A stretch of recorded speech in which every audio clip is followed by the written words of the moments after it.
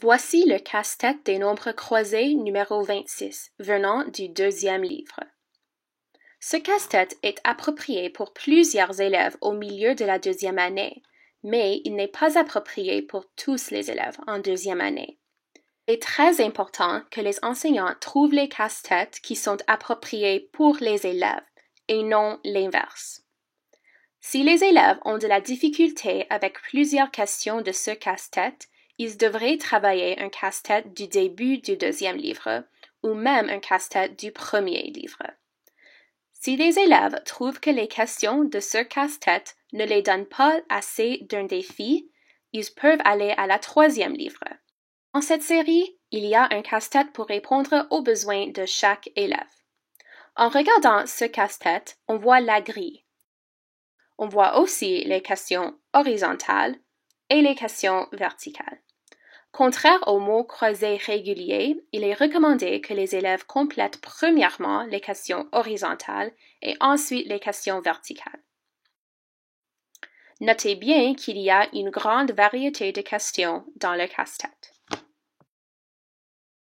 Question A, 29 plus 5, nous demande à compter en avance par-dessus de la décennie. La réponse est 34. On met le 3 dans la première boîte et le 4 dans la deuxième boîte. La prochaine question, c'est « Utilise une régularité ». Les nombres dans la régularité augmentent par 2. La réponse est 21. On met le 2 dans la première boîte et le 1 dans la deuxième boîte. Question E a des nombres à 3 chiffres. Tous les chiffres dans les nombres sont les mêmes, 2, 8 et 9. Les élèves doivent reconnaître que le nombre le plus petit a le 8 dans la position des centaines et le 2 dans la position des dizaines. Ensuite, ils placent 829 dans les 3 boîtes de la question E. La question G demande un nombre entre 40 et 50. Cette question n'a pas une solution unique. On dit aux élèves d'encercler la question G et aller à la prochaine question. La question H utilise les 3 nombres 5, 4 et 5. Dans les anciens casse-têtes, les élèves ont travaillé les paires qui s'additionnent pour donner 10. Alors, ils remarquent que 5 et 5 s'additionnent pour donner 10. De plus, dans les anciens casse-têtes, ils ont travaillé les questions comme 10 et 4, ce qui donne 14, qui est la réponse pour H. La question K nous demande à compter par 3. 3, 6, 9, 12, 15, 18, 21 et 24. Pour la question L, il faut compter à rebours par-dessus de la décennie. La réponse est 49. Pour la question M, on doit compter par intervalle de 5. 5, 10, 15, 20, 25, 30, 35, 40 et 43. P est une autre question à laquelle les élèves ne peuvent pas immédiatement répondre. R, un nombre qui est 1 de plus que 234. La réponse est 235. On est arrivé aux questions U et V. Notez bien que ces 2 questions sont connectées. En regardant le casse-tête, on voit qu'il y a 3 connecteurs. Et il y a effectivement 3 connecteurs dans chaque casse-tête. Les connecteurs sont mis pour que les élèves notent la relation entre les questions qui sont connectées. Par exemple, en U, on a les blocs. On a en effet 45 blocs. Arrivé à la question V, on utilise ces 45 blocs et on enlève 10 et un autre 10. 45 moins 10 est bien plus difficile pour un élève que 40 moins 10 car une question comme 40 moins 10 se trouvait dans les anciens casse-têtes. De plus, la soustraction des 10 est plus difficile que l'addition des 10, car l'addition de 10 aux nombres comme 40 et 45 a été introduite dans les anciens casse-têtes. On est maintenant arrivé aux questions verticales. Question A nous demande le nombre de points dans un tableau. Les tableaux sont les modèles excellents pour appuyer les concepts comme la multiplication. À la question A, nous avons une rangée de 5 points et nous avons en fait 6 rangées de 5 points. 6 rangées de 5 points nous donnent 30. Le 3 est déjà rempli, alors on ajoute le 0 dans le deuxième carré. Pour la question B, on doit compter par intervalle de 2. La technique de compter par intervalle de 2 en commençant sur le numéro 2 a été introduite dans les anciens casse-têtes. Maintenant, nous allons compter par intervalle de 2 en commençant à 22 et la question est modelée par la droite numérique vide. 22, 24, 26, 28, 30. Question D utilise un fait fondamental de l'addition. Les stratégies fondamentales de l'addition sont couvertes dans le deuxième livre de casse-tête. Une question comme la question D a été introduite dans les anciens casse-têtes.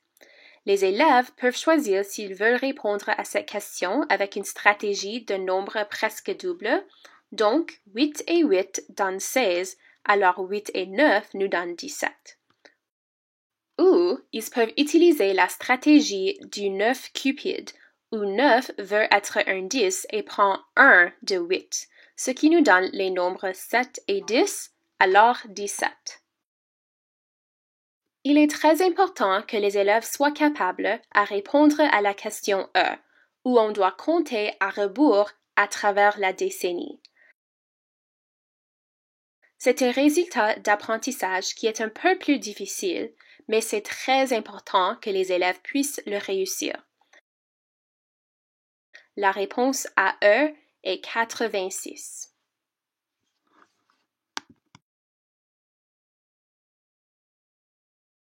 Question F, un nombre impair a déjà été répondu, et en vérifiant la grille, on voit que la réponse est 91. Les questions G et J sont connectées. Elles utilisent les nombres à 3 chiffres en regardant les centaines, les dizaines et les unités. Pour G, on a 4 dans la place des centaines, 4 dans la place des dixièmes et 4 dans la place des unités. Pour J, on a 4 dans la place des centaines, 4 dans la place des dixièmes et on met le 0 dans la place des unités. On a déjà répondu à N. P est une autre addition de base. On utilise la stratégie du 9 cupide. 9 veut être un 10 et prend 1 du 6, ce qui nous donne un 5. Alors, on a 15 comme réponse. Q et S sont aussi connectés. À Q, on a des tableaux de 10 et on compte 34. À S, on enlève le 4 du 34. Il est important que les élèves reconnaissent le 34 comme addition de 30 et 4. Quand ils enlèvent le 4, il leur reste 30. Les questions comme 30 plus 4 ont été introduites dans les anciens casse-têtes. T est une autre addition de base avec des nombres presque doubles.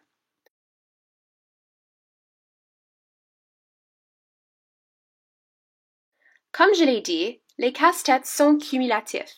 Les casse-têtes sont en groupe de 5 et après chaque 5 casse-têtes, les résultats d'apprentissage changent. Le casse-tête des nombres croisés 26 est le premier dans le groupe de casse-tête de 26 à 30. À côté de casse-tête numéro 26, il y a un sommaire. Le sommaire explique les résultats d'apprentissage associés avec chaque question.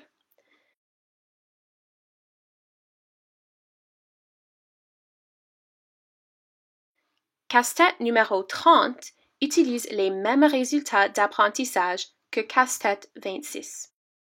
À l'intérieur de la ressource, il y a des fiches des résultats d'apprentissage pour chaque 5e casse-tête. Le voilà pour le casse-tête 30. À côté de chaque question, on a les concepts numériques, les stratégies et les habitudes utilisées pour cette question. Après avoir corrigé un casse-tête, il est très facile à voir quel concept numérique, stratégie ou habitude a été mal exécuté. Voilà la réponse à casse-tête des nombres croisés numéro 26. Vous pouvez voir qu'il est très facile à le corriger en regardant si les questions ont été bien remplies dans la grille. S'il y a des questions qui ont donné de la difficulté aux élèves, vous pouvez les guider vers le jeu approprié dans la portion des jeux de casse-tête.